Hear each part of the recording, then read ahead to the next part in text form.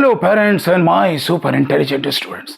आज हम बात करेंगे कि आप सब ये तो जानते हैं कि ट्रायंगल के जो एंगल्स होते हैं ना, उनका सम होता है 180 डिग्री। बड़ी सिंपल बात है, लेकिन आप इसी तरीके से हर एक पॉलीगन यानी कि पेंटागन हो, हेक्सागन हो, सेप्टागन हो, ऑक्टागन हो, नॉनागन हो या डेकागन हो दोस्तों, या उससे भी बड़ा सेंटागन हो, आप हर एक पॉलीगन के सम ऑफ एंगल्स को जान सकते हैं दोस्तों।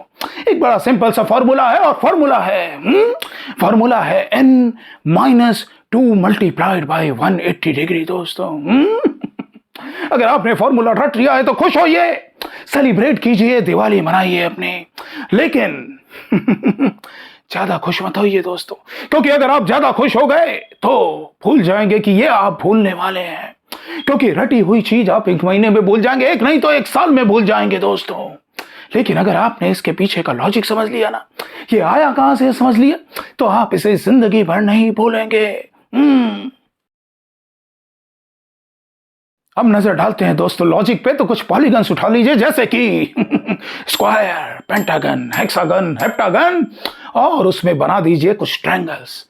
वर्टेक्स से एक वर्टेक्स से दूसरे वर्टेक्स की तरफ लाइन खींचिए, और ध्यान रखिएगा कोई ओवरलैपिंग नहीं होनी चाहिए दोस्तों, और पूरा का पूरा पॉलीगन कवर होना चाहिए। तो स्क्वायर में एक डायगोनल खींचिए, बना दीजिए ट्रायंगल। कितने बने? 4 - 2 = 2, 2 ट्रायंगल्स बने। वैसे ही पेंटागन में कितने ट्रायंगल बने? Total 3 triangle, 5 - 2 = 3।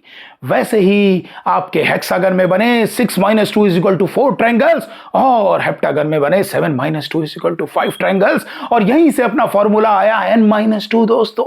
जितनी भी साइड है -2 कर दीजिए, आपको टोटल उसमें जो ट्रायंगल छुपे हुए हैं वो मिल जाएंगे।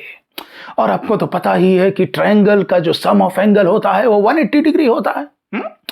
तो दूसरा जो पार्ट है फॉर्मूले का वो यहां से आया है 180 डिग्री। यानी कि स्क्वायर की बात करें तो n-2 यानी कि 4, या क्वाड्रिलेटरल उसको कह लीजिए। 4 साइड है -2 की, या 2 ट्रायंगल उसमें हैं, और उसमें मल्टीप्लाई कर दीजिए 180 डिग्री यानी 360 डिग्री। किसी भी क्वाड्रिलेटरल का सम ऑफ एंगल होता है 360 डिग्री। ऐसे ही पेंटागन 5 - 2 = 3, उसमें मल्टीप्लाई कर दीजिए 180 डिग्री। एक पेंटागन का जो सम ऑफ एंगल होता है वो होता है 540 डिग्री दोस्तों। ऐसे ही हेक्सागन ले लेते हैं 6 - 2 यानी 4 साइड्स, और 4 में मल्टीप्लाई कर दीजिए 180 डिग्री यानी कि 720 डिग्री। सो किसी भी हेक्सागन का सम ऑफ एंगल होता है 720 डिग्री दोस्तों। ऐसे ही हेप्टागन ले लेते हैं, उसमें कर दीजिए 7 - 2 = 5, और उसमें मल्टीप्लाई कर दीजिए 180 डिग्री यानी 900 डिग्री। सो हेप्टागन का सम ऑफ एंगल होता है 900 डिग्री दोस्तों। कैसा लगा दोस्तों? सो ये जो सम ऑफ एंगल का ड्रामा है, ये एक फैमिली ड्रामा की तरह है।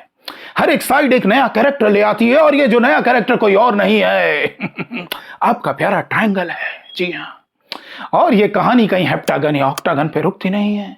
आपको आगे जाना है, जितना आगे जाना जा सकते हैं आप डेकागन या सेंटागन पे भी जा सकते हैं। डेकागन यानी 10 साइड्स दोस्तों। करना है फॉर्मूला अप्लाई, कर दीजिए 10 - 2 यानी 8, और 8 मल्टीप्लाइड बाय 180 डिग्री दोस्तों, यानी कि 1440 डिग्री। यानी डेकागन का भी टोटल सम ऑफ एंगल आपको पता चल गया दोस्तों। सेंटागन का जानना है तो 100 साइड्स, 100 में से -2 कीजिए, क्या आया? 98, और 98 में मल्टीप्लाई कर दीजिए 180 डिग्री दोस्तों, और आपका सम ऑफ एंगल आ गया 17,640 डिग्री दोस्तों। जी हाँ, सो कोई भी कितनी भी साइड हो, आप ये कहानी यूज कर सकते हैं। अब आपके लिए एक ब्रेकिंग न्यूज, एक बैड और एक गुड न्यूज। सो दोस्तों, बैड न्यूज ये है कि हमेशा sum of angle of triangle 180 degree नहीं होते।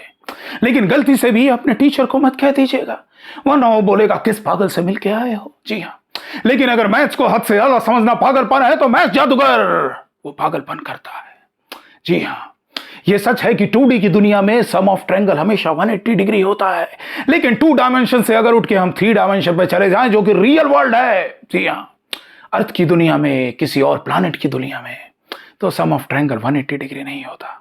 जी हाँ, यानी बात हो रही है नॉट यूक्लिडियन ज्योमेट्री बल्कि नॉन यूक्लिडियन ज्योमेट्री की, और वो भी हम किसी और दिन डिस्कस करेंगे, क्योंकि यहां पे राज छुपे हैं कई और वक्त है बड़ा कम, तो हर एक वीडियो एक नया राज खोलेगा दोस्तों।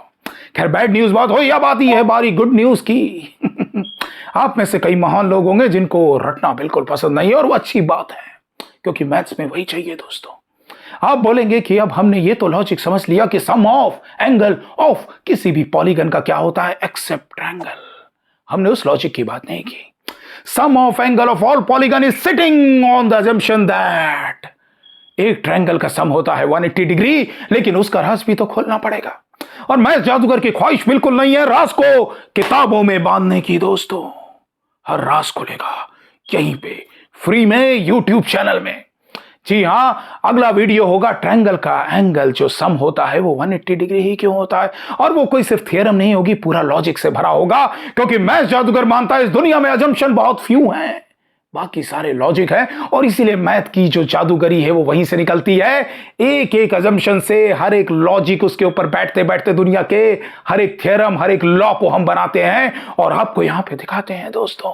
जी हां दोस्तों, ये तो बात हुई पॉलीगन के अंदर की। जी हां, पॉलीगन के इंटीरियर एंगल्स का सम हमने सीख लिया कि सेंटागन जैसा जो बड़ा सा पॉलीगन है 100 साइड्स वाला, उसका सम ऑफ एंगल होता है 17,640 डिग्री। और ज्यादा साइड डालनी और एंगल। जी हां, लेकिन एक्सटीरियर एंगल हमेशा 360 डिग्री होता है, सम ऑफ एक्सटीरियर एंगल्स।